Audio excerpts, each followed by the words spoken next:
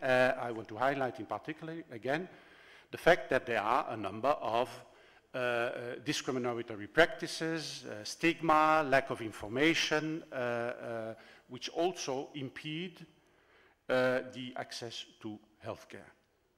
This indicates somehow to the issue that social exclusion is in itself also a major barrier to accessing healthcare, and social exclusion is broader than just financial exclusion. I want here to quote I think this useful law, this useful concept of the inverse care law, which was proposed by Dr. Hart, and Dr. Hart was working in the NHS, in the National Health Service in the UK, not in any low or middle income countries, was working in the NHS, and he came and he illustrated this with data that the availability and the accessibility and the utilization of good quality healthcare tends to inversely vary with the need for it. The most needy have the most difficulty in accessing, and the better off have a much easier access. So it seems to be, unfortunately, something that is rather universal. A word on Belgium.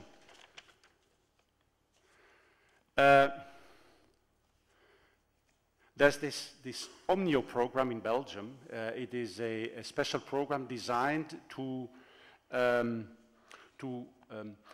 improve access for vulnerable people in my country. And in fact, in Belgium, when you look at monetary criteria, 15% of the population of my country is BPL, below poverty line.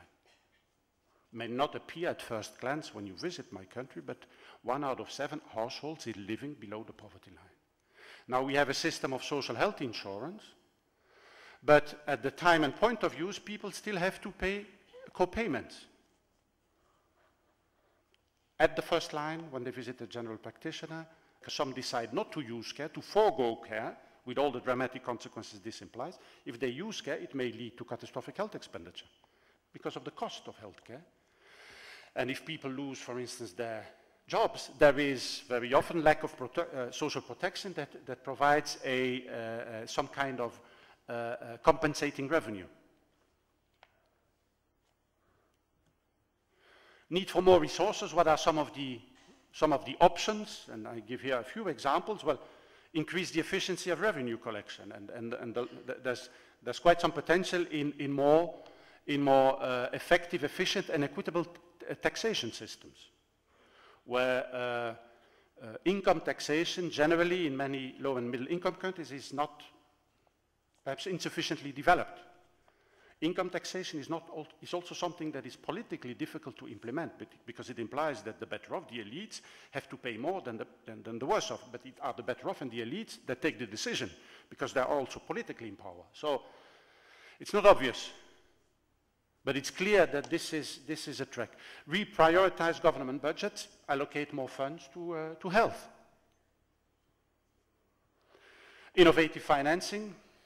There are several. We've been discussing, and we will discuss further this morning, the systems of conditional cash transfer. One of the systems, JSY, has been discussed here and will be discussed later. There's also what is called the sin taxes, taxes on tobacco, on alcohol, etc. And this, I don't think, is the case in India, but in many sub-Saharan African countries, there's development assistance for health, which is still a major source of funding. In a country like Rwanda, in Central Africa, well, more than half of the Ministry of Health budget is donor money, which implies also, well, lots of dependencies in terms of funding, obviously. A second track is to, well, get rid of these user fees and remove the financial barriers to access. And that the core strategy is to prepay and to pool. Prepay meaning asking people to contribute according to their ability to pay, but to contribute at a time when they're not sick, and to pool these money. Prepayment can be done through taxes. Taxes is an excellent manner of prepay, but it can also be organized through social insurance, social health insurance, community health insurance contributions. Ideally, these contributions, when we talk as well about taxes as about insurance, they should be mandatory. If they're not mandatory, of course, you will select a more at-risk population with all the financial consequences. And the wealthy one, the most wealthy parts of society will perhaps not join in because they say, I can afford to pay healthcare out of pocket. And of course, this is a financial burden on your system. And go in as much as possible for large pools, for large numbers of people. This is the law of the great numbers. You're stronger to cover the multitude of risks if you have large pools. So 1 lakh is better than 10,000 households. A quick word on this. This may seem a little bit a strange scheme, but I think it is relatively straightforward. This cube illustrates the 3 dimensions one can consider when talking about coverage. One can talk about the breadth of coverage or the width of coverage. One can talk about the depth of the coverage. And one can talk about the height of the coverage. These are 3 different dimensions to health coverage. The breadth of the coverage is straightforward, is how many people are covered. It's about numbers. The depth of the coverage is for what kind of services are people covered. First-line healthcare, second-line healthcare, specialized healthcare at the 3rd level, etc. The 3rd dimension is the height of the coverage. How much do people still have? How much is paid by the system, and how much do people still have to pay out of pocket? If I apply this very quickly to the situation of my country, in terms of breadth of coverage, it's very high. Should be something like 95%. 95% of the citizens in my country have coverage. If you look at the depth of the coverage, it covers virtually all the services. At the GP level, hospital level, teaching hospitals. When it comes to the height of the coverage, it's worrying. That's what I mentioned earlier. 25 to 30% is out of pocket. So I told all the Belgians are covered, but I told you also that 1 out of 10 Belgians cannot go to the GP because of the out-of-pocket payment. So you have to nuance full coverage. If I apply this, for instance, if I would apply this to the RSBY scheme in India, well, the breadth of the coverage would be how many BPL families are covered. Well, this varies from state to state. I don't have these data here. It varies, I don't know, between 25% and 75%, something of that. In terms of depth of coverage, well, RSBY does not cover the first line. It covers hospital care. The first line you still have to pay, or there's still access problems. It doesn't cover the 3rd line. In terms of height of coverage, well, there is a cap to the expenditure that is covered. I think above 30,000 rupees per year, people have to pay out of pocket. So this puts a little bit of nuance. If you would say, well, all my BPL population is covered, perhaps in terms of breadth, not necessarily in terms of depth, not necessarily in terms of height. If you would apply this simple, I think relatively straightforward concept to, for instance, the government services in India, well, in principle, everybody is covered. In principle, it's a free system, and so the breadth of coverage should be 100%. In principle, all services should be covered. The depth is, in principle, 100%.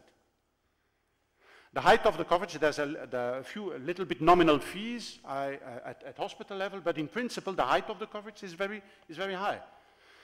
But this is a little bit a virtual situation because of, I'm not an expert, but because of perceived problems in terms of quality of care. So it is there, but it's not, it's a bit virtual. You see, so these concepts of breadth, depth, and height are useful to give more nuance to this issue of coverage. A third, so I get rid of the user fees, prepay and pool. A third is promote efficiency and eliminate waste. According to the 2010 World Health Report, between 20 and 40% of the resources spent on health are wasted. The issue of drugs is very present. lack of use of generic essential medicines, still lots of specialties. In a country like Germany, there are 3,000, what do I say, 30,000 specialties on the market.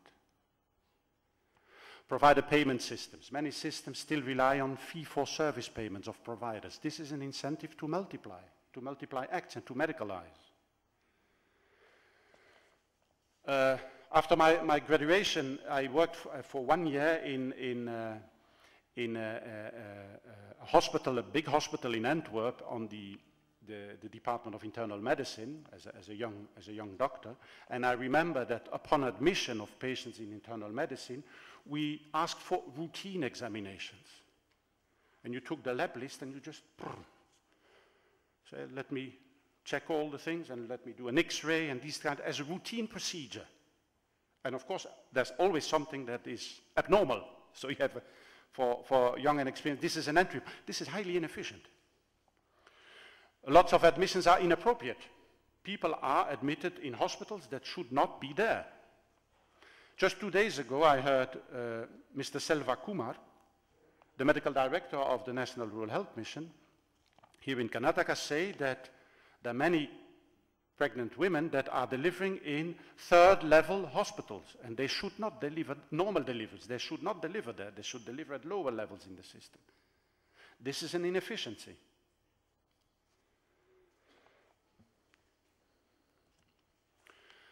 Change is possible. The report highlights a number of success stories.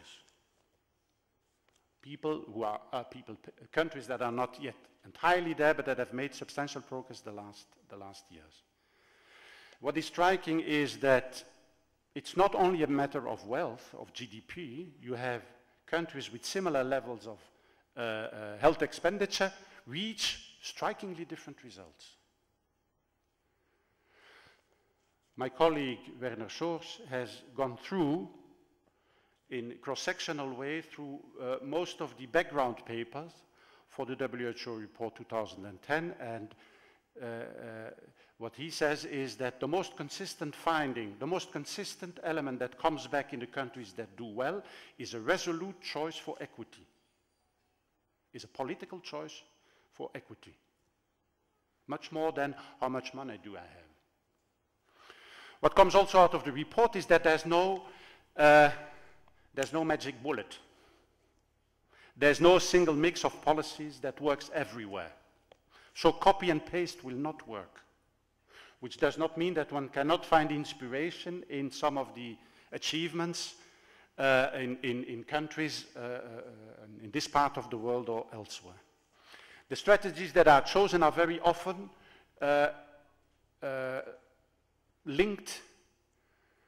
influenced by former choices, by the former path that the country has chosen. So you cannot just overnight change these systems. I mean, you carry back the past, and you have to do with it.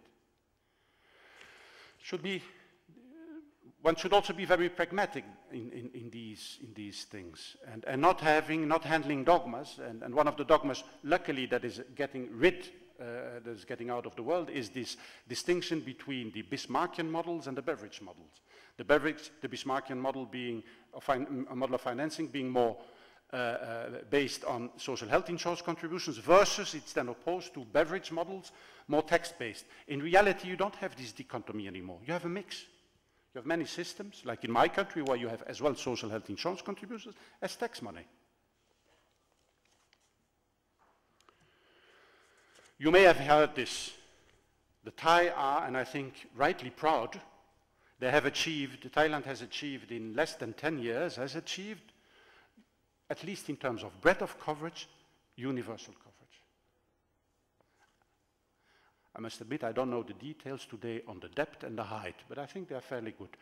And this is what this has been our trick. The triangle that moves the mountain. Relevant knowledge via research. And Thai policymakers have been touring a little bit and going to different countries and trying to pick